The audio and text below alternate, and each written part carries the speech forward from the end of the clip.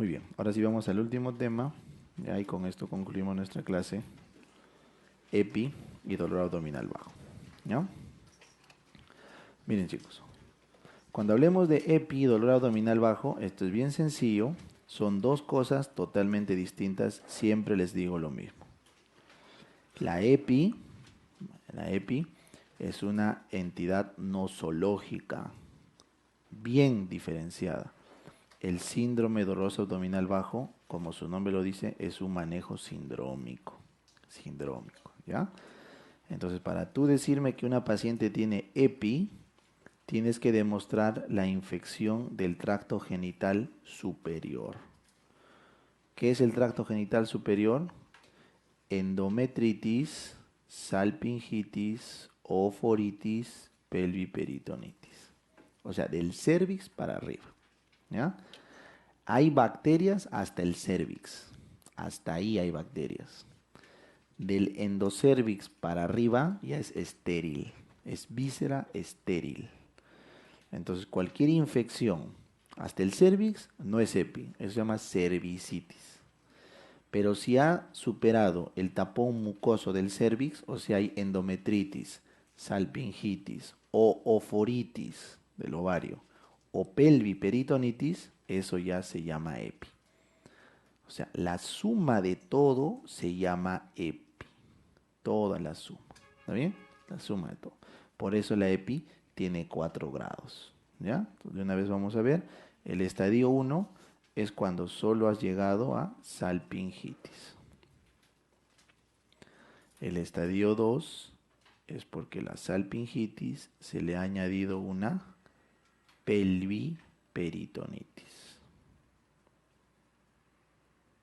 El estadio 3 es porque la salpingitis, la pelviperitonitis, se le añade un absceso, una masa. Absceso tubo ovárico. Puede ser en la trompa o puede ser en el ovario. Tubo ovárico. ¿Ya? Y el estadio 4 es porque la salpingitis, la pelviperitonitis y el absceso complican con una peritonitis generalizada. Generalizada. O sea, se rompió el absceso. ¿Ya? Entonces es bien fácil recordar. El estadio 1 solo está comprometido la trompa y de repente un poco el ovario y se sobreentiende que está inflamado el endometrio, porque la bacteria no se va a teletransportar del cervix a la trompa, pues, ¿no? Ha tenido que subir por acá y acá. Salpingitis sola. Estadio 2 es porque ya hay peritonitis, o sea, ha salido por la trompa y ha empezado a tomar el peritoneo. Pelviperitonitis. 3, hay un absceso en el lugar más probable que se coleccione, que es la trompa. Y el 4, se rompió y hay peritonitis generalizada. ¿Está bien? Eso es la EPI, la EPI. En cambio, el síndrome doloroso abdominal bajo, este es mucho más amplio, e inclusive puede considerar a pacientes gestantes, embarazadas, puérperas, posaborto, que tienen endometritis o por retención de restos, etcétera. O sea, es mucho más amplio. O sea, el síndrome doloroso abdominal bajo lo que hace es amplía el espectro de la EPI. Todas las preguntas de examen son de EPI. Por eso vamos a hablar de EPI, no de síndrome doloroso abdominal bajo. Pero como la norma técnica te habla de SAP, del DAP, vamos al final a dar el tratamiento en función del DAP. ¿Ya? Bueno, entonces vamos a ver qué bacteria podría subir del cervix e infectar todo el aparato. Bueno, puede ser de origen sexual o puede ser de origen traumático. O sea, acá puedes ver, clamidia y gonococo representan el 70% de todas las EPIs y son de origen sexual. O sea, han venido de una cervicitis mucopurulenta. Cervicitis muco, puede ser clamidia, purulenta, gonococo. Es igual que la descarga uretral. La clamidia suele dar descargas mucoides y el gonococo suele dar descargas purulentas. Eso es lo usual. Ahora, ¿Una clamidia podrá dar mucopurulenta? Claro, cuando está avanzada. ¿Un gonococo puede dar mucoide? Al inicio. O sea, esa diferenciación es semiológica, pero nos sirven las preguntas. Cuando hay mucho pus y muy agudo, gonococo. Cuando hay mucho moco y muy crónico, o sea, subagudo de varios días, clamidia. ¿Ya? Entonces, estas dos, clamidia y gonococo, me van a dar cervicitis o endocervicitis mucopurulentas que pueden progresar a una EPI. ¿Ya? Ya les dije. Si la endocervicitis es de varios días y mucoide, pensaré clamidia. Si es de pocos días y purulenta, pensaré gonococo. ¿Ya? Pero indistintamente de la endocervicitis, para llegar a ser una EPI, tiene que haber pasado el tapón mucoso, o sea, varios días de evolución. El otro 30% viene de anaerobios. Esto es por trauma, legrados, procedimientos, curetajes, biopsias, colocación de DIU, o sea, todo lo que sea traumático que arrastre bacterias hacia el útero. ¿Ya? Por eso se llama ascendente. Ascendente. Y doctor, ¿podrá haber otra forma de transmitir una EPI que no sea ascendente? Sí, hematógena. Hematógena. Es raro, pero ¿quién, por ejemplo, hace EPI hematógena? Tuberculosis. ¿De dónde viene la TB? De un foco primario. Entonces las EPIs crónicas por TB suelen ser de foco hemático. ¿Ya?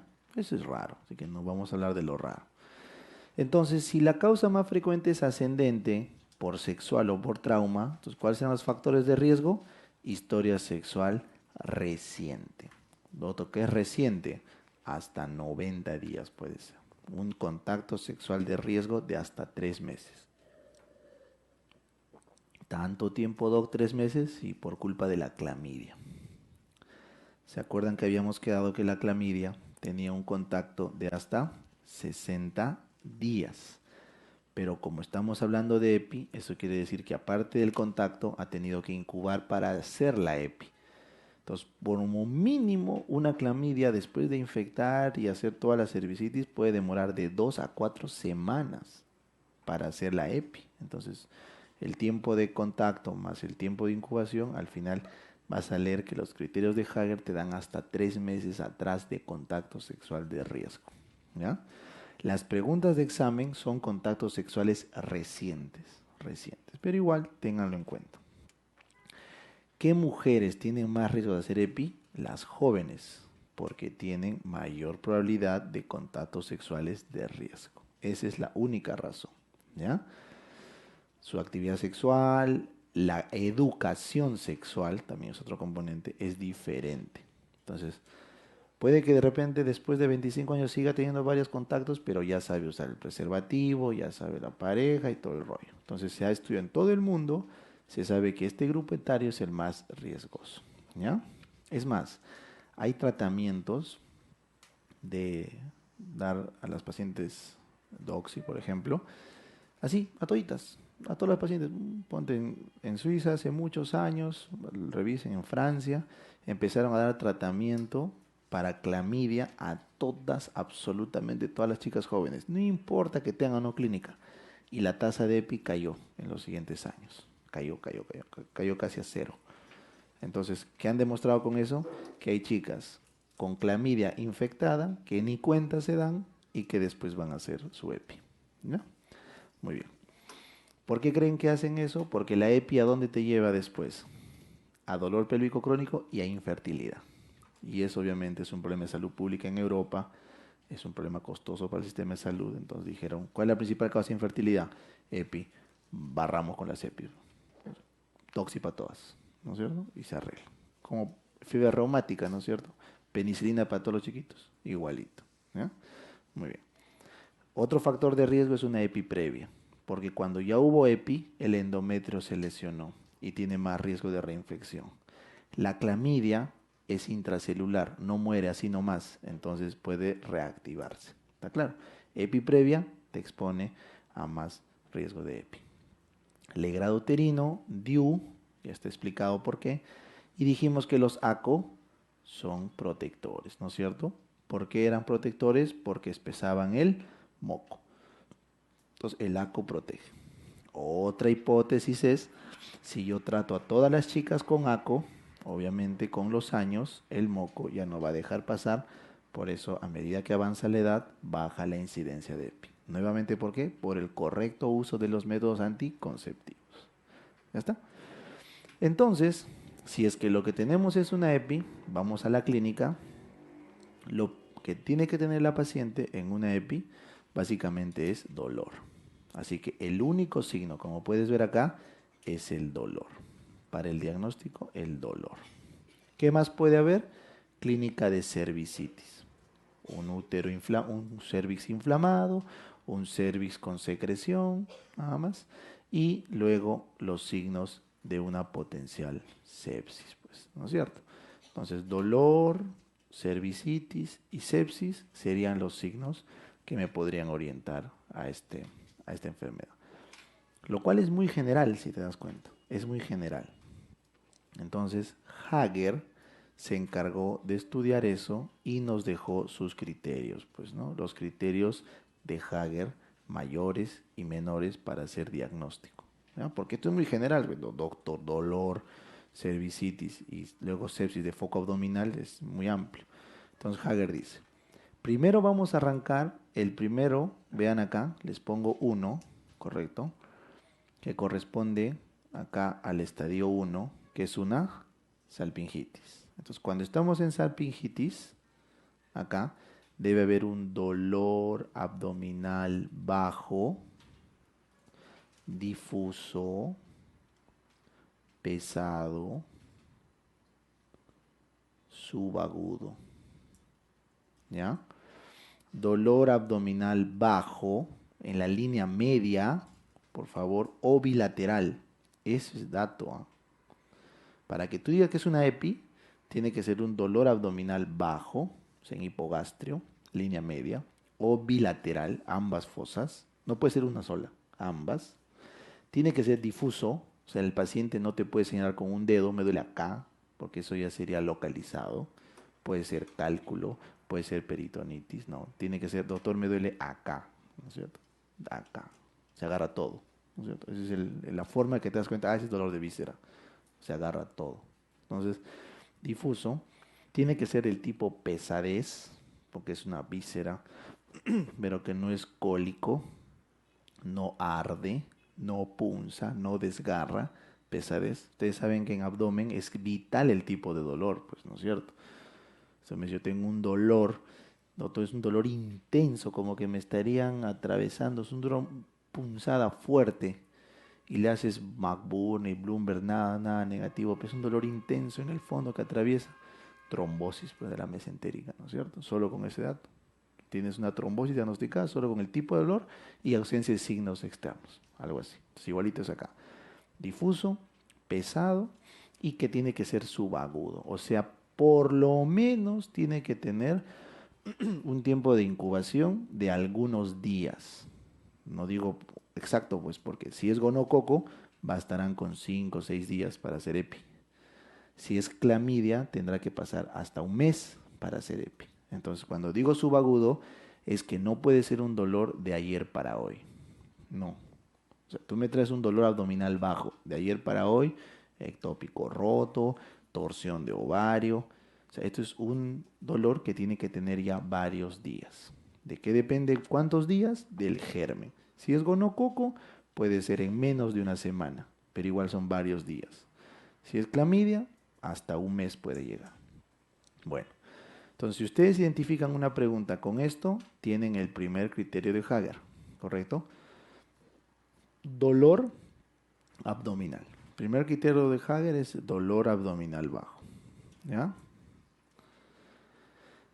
El segundo criterio, vamos acá, les he puesto 2, porque ya estás en el grado 2.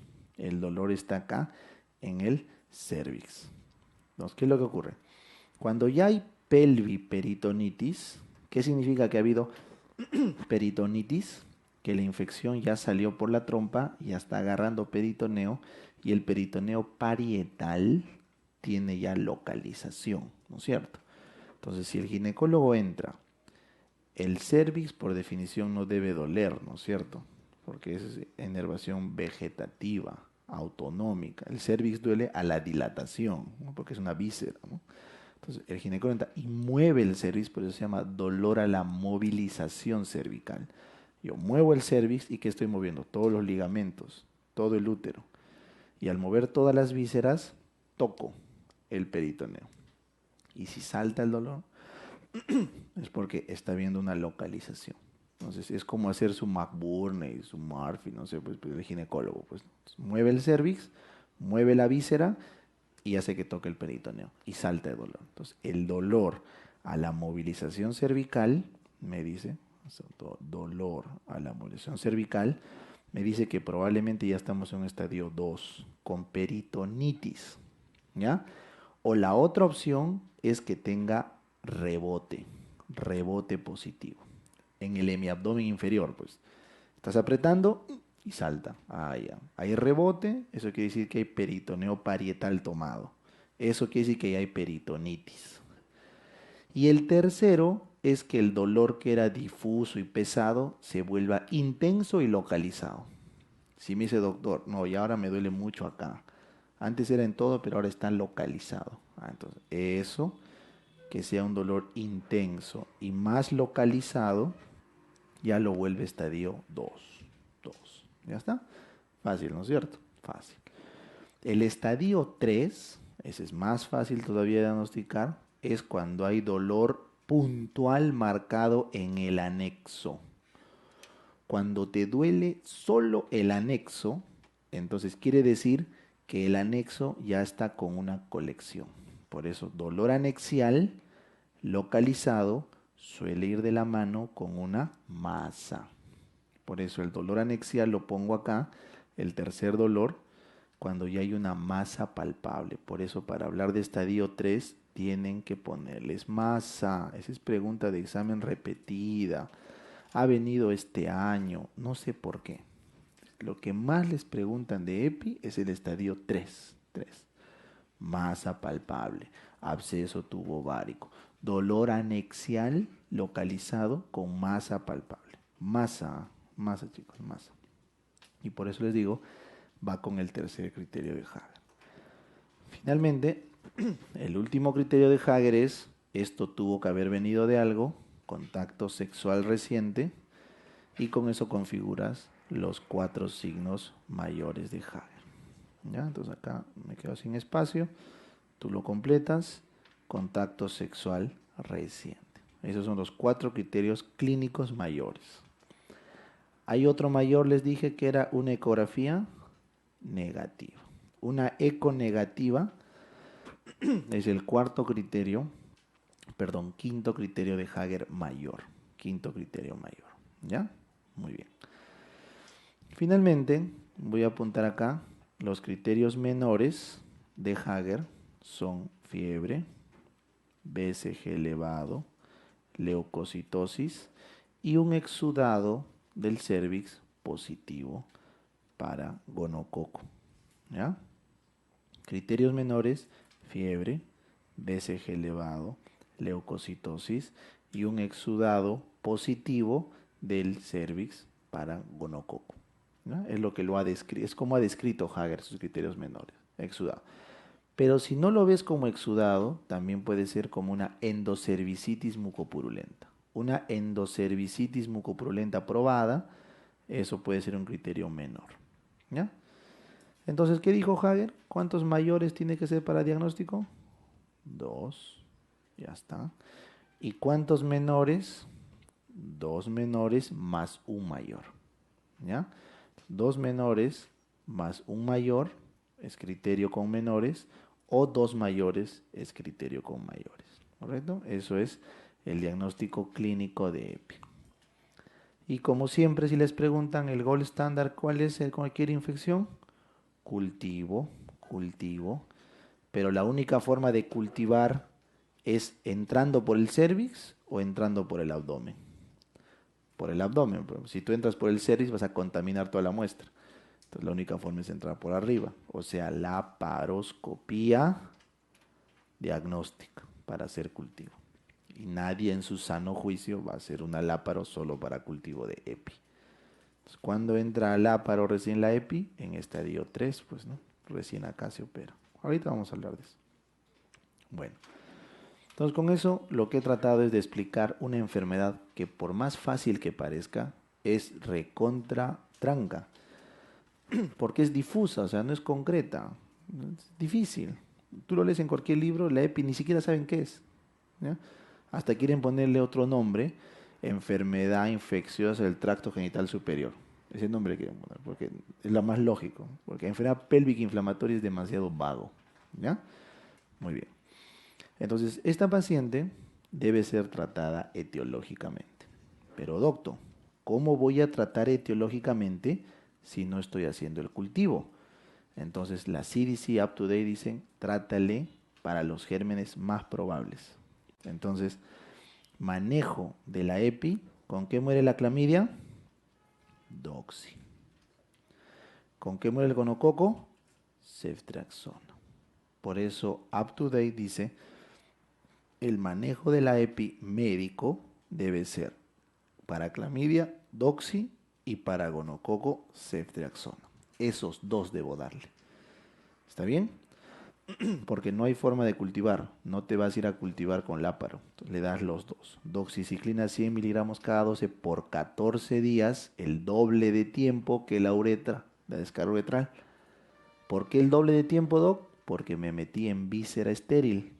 Una cosa es una descarga uretral común y silvestre, acá está, tus 7 días, y otra cosa es que ya te hayas metido en víscera estéril, 14 días, ¿ya?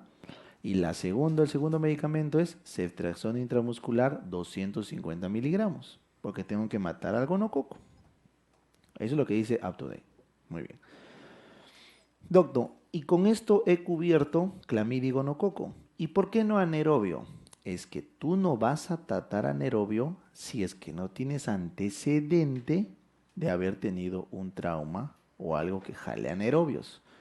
Por eso, si no ha habido inserción de DIU, si no ha habido retaje, procedimientos, o si no ha habido tricomoniasis, entonces no le debes dar metronidazol. Pero si ha habido un procedimiento invasivo, una colocación de DIU o tricomoniasis, que ya les expliqué que la tricomona arrastra bacterias, le debes aumentar ¿qué? Metronidazol. ¿Está bien? Así que lo que Up to Date recomienda de manejo de primera línea de EPI es doxy más ceftriaxona con metronidazol opcional. Opcional al flujo por tricomona o a un procedimiento traumático. Eso es lo que recomienda etiológicamente, ¿ya? Lo cual es tan fácil, tiene mucha lógica. Pero ¿qué dice la norma técnica? Ahora vamos a ir a la norma técnica. La norma técnica dice, bueno, metronidazol está bien, doxiciclina está bien, y la diferencia con Up to Date es en la ceftriaxona. Recuerdan que en el manejo de la descarga uretral, que fue pregunta de examen este año, ceftriaxona es el gold standard en todo lado, pero ¿qué dice la norma técnica? Cipro. Ya les expliqué por qué, ¿no es cierto? Por la facilidad de administrar y todo el tema. Entonces, en vez de ceftriaxona, bajan a cipro, pierden potencia, pero igual sirve, pero ganan practicidad. Entonces, de esa forma, cipro, doxímetro es el manejo de primera línea, pero sindrómico. Sindrómico. ¿Ya? A ver, chicos. ¿Está bien? Esa es la lógica. Muy bien. Siempre y cuando sea ambulatorio. Entonces, ¿cuál es el criterio para dar a un paciente manejo ambulatorio que está en estadio 1? Por eso acá dice manejo médico estadio 1 o 2. Si es estadio 1, ambulatorio. Entonces simplemente es una paciente con dolor abdominal bajo, difuso, pesado, subagudo, nada más. Nada más. Muy bien. ¿Cuánto tiempo demoran los antibióticos en actuar cuando das por vía oral? 72 horas para reevaluar. Reevaluamos en 72 horas y si no mejora, plum, te vas a manejo hospitalario. Hospitalario. ¿Ya? Muy bien. Entonces, ¿qué dice up to date en manejo hospitalario? Up to date. Up to date dice que cuando ya es severo, cuando después del manejo inicial de doxy y ceftriaxona no mejora, tú tienes que ya en hospital manejarlo como un absceso de foco pélvico. ¿Ya? Entonces, ¿qué hace up to date? Lo que dice, te empieza a poner antibióticos contra anaerobios. Mantiene la ceftriaxona o lo puedes subir a un aminoglucósido y empieza a poner fármacos contra anaerobios. Por ejemplo, cefoxitin, que es para foco abdominal anaerobio, cefoxitin, carbapenems. Entonces, si nos basamos en UpToDate, el manejo de segunda línea, ya cuando es severo, cuando no responde a doxiceftraxona, es amica o ceftraxona, pero le aumentas un antianaerobio, cefoxitin o carbapenem, pues, ¿no? Dependiendo de la severidad. Pero como no vamos a entrar en eso, vamos a quedarnos con la norma técnica. Nuestra norma técnica dice, si vas a hospitalizar porque no responde al tratamiento médico, o porque es gestante, o porque es puérpera, o porque acaba de abortar, o porque tiene rebote. ¿Qué grado era rebote positivo? 2. O porque está sangrando, por cualquier causa, o porque hay una masa palpable. ¿Qué grado es ese? 3. En todos esos casos, te vas a entrar a hospitalización con manejo que cubra todo, incluido Escherichia coli. ¿Ven el truco? UpToDate no cubre Escherichia coli necesariamente. En cambio, la norma técnica sí cubre Escherichia coli. ¿Por qué? Porque hay gestante. Como la norma técnica contempla gestante y puérpera, entonces vamos a tener que cubrir Escherichia coli. Y mira qué pone. Clinda para el anaerobio, que en el UpToDate sería metro o cefoxitin o carbapenem. Acá ponen clinda y le dan genta para el gram negativo, ya sea gonococo o ya sea Escherichia coli.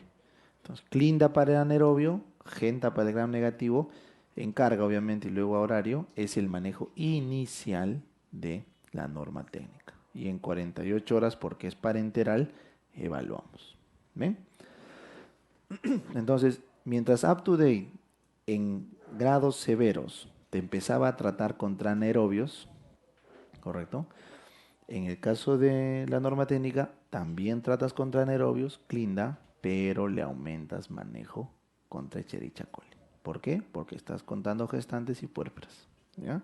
Por definición, por definición, la EPI no da en gestantes. ¿Está bien? Ni en puérperas. En gestante y puérpera se habla de endometritis, corioamnionitis, pero en la epital no debe ser gestante. Por eso te dije, la norma técnica no habla de EPI, habla de síndrome doloroso abdominal bajo, donde incluye a las gestantes. ¿Ven? Entonces, por eso es la principal diferencia está acá. Acá está la clave. Obviamente no les van a preguntar up to date, pues les van a preguntar norma técnica, es lo lógico. Entonces, por eso acá cambiamos. ¿Ya? Clinda, genta. Y se acuerdan que ese es el manejo, ¿no es cierto? En las pacientes con corioamnionitis, por ejemplo. Clinda, genta. Luego, después de que 48 horas apagaste el foco, mataste al gonococo con la genta, mataste al anaerobio con la clinda, recién te vas al manejo ambulatorio, que era doxy para la clamidia, continúas la clinda hasta terminar el tratamiento, o puedes pasar a metro si quieres, y ya no tienes que dar cipro. No, pues, porque el cipro era monodosis para el gonococo y ya lo mataste con gentamicina. Entonces ya no se requiere manejo del gram negativo. O sea, el manejo crónico es contra la clamidia y contra el anaerobio. ¿No, chicos? Esa es la diferencia, básicamente, entre los dos. Y finalmente, para regresar acá, la norma técnica no usa los criterios de Hager. Por eso les digo desde un inicio, la norma técnica no es una EPI, es un DAP. Porque mira lo que dice la norma técnica. Entran a tratamiento todos los pacientes con DAP, dolor abdominal bajo, más fiebre. Te pregunto, ¿cumple los criterios de Hager? ¿Dolor con fiebre? No, porque es un mayor y un menor. No es Hager, pero va a tratamiento en la norma. O sea, esto es una simple endocervicitis, pero va a tratamiento. Si tiene DAP con dolor cervical, ¿eso cumple Hager? Sí. DAP, dolor abdominal bajo, más dolor a la movilización cervical, cumple Hager. Igual va a tratamiento. Y DAP con descenso, no cumple Hager y va a tratamiento. Así que, si les tuvieran que preguntar, ¿quién es más específico? ¿EPI o síndrome doloroso abdominal bajo? EPI. ¿Quién es más sensible en su diagnóstico? Síndrome doloroso abdominal bajo. Porque el manejo sindrómico, ¿cómo era? Sensible, pues, ¿no? Agarrabas todo, todo. ¿Ya? Muy bien. Si no tratamos una EPI, la complicación más frecuente es dolor pélvico crónico, que es más de 6 meses con dolor sin causa aparente, más que el antecedente de EPI. Y en segundo lugar, infertilidad tubárica. Tubárica. ¿Ya? Primera complicación, dolor pélvico crónico más de 6 meses. Y la segunda es infertilidad. Muy bien. Entonces, si te preguntan, ¿cuál es la causa más frecuente de dolor pélvico crónico? ¿Tú qué respondes? Idiopático. ¿Ya? Pero, ¿cuál es la complicación más frecuente de la EPI? Dolor pélvico crónico. ¿Ya? Creo que es la primera vez que les voy a comentar esto, pero esto es lo que van a ver en todos los capítulos. Esto causa esto con más frecuencia. Entonces, redondito causa cuadrado con más frecuencia. ¿Eso quiere decir que la causa de cuadrado con más frecuencia es redondo? No. ¿Ven? Eso tiene que quedar claro desde ahorita. Que el redondo cause con más frecuencia esto, como su complicación, lo que sea, no significa que de este su principal causa es este, porque puede tener otras causas. Entonces, la misma lógica acá. La principal complicación de la EPI maltratada es el dolor pélvico crónico. Pero la principal causa del dolor pélvico crónico no es la EPI maltratada, es idiopático. Entonces, el dolor pélvico crónico es idiopático. Después viene EPI, si es una mujer pobre, o endometriosis, si es una paciente de estrato alto. O sea, no tiene nada que ver, ¿no? Pero si la pregunta viene de EPI, es lo más frecuente, ¿ven? Entonces, constantemente vamos a llegar a este ejemplo, siempre les hago esa acotación, creo que es la primera vez que les he explicado esto, no deben estresarse, porque es así, pues, o sea, lo más frecuente de uno complica, pero no es en el otro lo más frecuente. Muy bien. Entonces, como esto es pesadito, vamos a darle 2 minutos de repaso, ¿ya? Para ver si ha quedado claro. Cuando toca estudiar EPI, que es las preguntas de examen, nos cruzamos con el manejo sindrómico, que no tiene preguntas de examen. Por lo tanto, toda mi diapositiva de qué es? De EPI, para responder el banco. Pero les pongo del síndrome doloroso abdominal bajo, ¿qué cosa? El tratamiento, porque eso sí puede cambiar en el examen. Entonces, si me dicen que es una EPI, es una entidad nosológica donde se ha infectado endometrio, trompa, ovario y peritoneo, con 4 grados. Perfecto. Como el gol estándar es tomar una biopsia, que nadie lo va a hacer en tantas pacientes, hay que hacer criterios clínicos, que son los de Hager. Dolor, dolor, dolor, sexo y ecografía negativa. Ese dolor, dolor, dolor es evolutivo. Primero es un dolor abdominal difuso, porque estás en grado 1, difuso, no localizado. Luego es un dolor localizado a la movilización cervical. Y luego es un dolor anexial puntual, que si me ponen masa, ya es grado 3. En función del grado, ¿qué voy a hacer? Tratar. Grado 1 y 2, manejo médico. Grado 3 y 4, quirúrgico. Dreno el absceso y lavado peritoneal. El grado 1 y 2, médico, puede ser en casa, porque es recontra frecuente la EPI en nuestro medio, o puede ser hospitalizado. ¿Cuál es el criterio? El grado. Si es que ya agarré peritoneo, tengo un potencial foco séptico y tengo que ir a hospitalario. ¿Cómo sé que agarré peritoneo? Porque hay rebote, porque es intenso, porque está superlocalizado. En cambio, si es difuso, estoy en grado 1, manejo en su casa. ¿Con qué voy a manejar? Con lo que mate a los agentes. 70% es por clamidia gonococo y 30% por anaerobio. Up to date te dice, trata clamidia y gonococo nada más. Anaerobio solo trátalo si es que hubiera un antecedente de procedimiento, DIU o tricomona. Nuestra norma técnica dice, no te pongas a filosofar. Puede tener tricomona, gonococo y clamidia, dale para los tres. Entonces, norma técnica, cipro para gonococo, doxi para clamidia y metro para anaerobios. Punto. Si no te responde, o es gestante, puérpera, posaborto, rebote, sangrado, masa, adolescente, o no tiene de repente alguien que le cuide en su casa, o todos los criterios que sabemos de hospitalización, la mandas a hospitalizar y le das tratamiento para entrar. Lo lógico sería darle ceftriaxona para el gonococo y metronidazol endovenoso para el anaerobio. Pero como no hay metronidazol endovenoso disponible tan frecuente y porque ceftriaxona no cubre Escherichia coli, la norma dice dale clinda, que es más fácil que encuentres, y dale genta para cubrir Escherichia coli también. Y de paso, es el mismo tratamiento que usarías en una coriomionitis para no complicar el manejo. Y estás cubriendo todo, ¿correcto?